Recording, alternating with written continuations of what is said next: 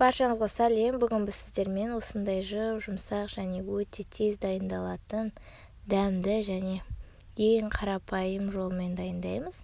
Осындай жұмсақ өте дәмді болып шығады.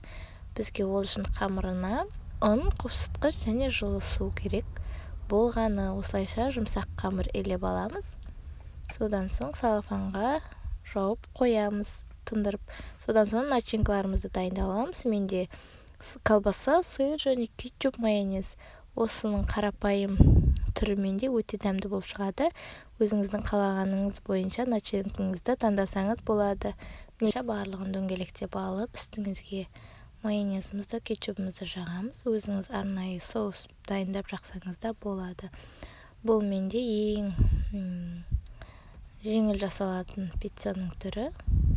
Мінекей, осылайша начинкаларымызды салып, ең астына сыр саламыз. Содан соң колбасамызды салып, қызып тұрған пеште 15 минуттай пісіріп аламыз. Піскен кезде сырымызды салып, тағы да сырымыз ерігенше ұстаймыз. Осылайша біздің пиццамыз дайын.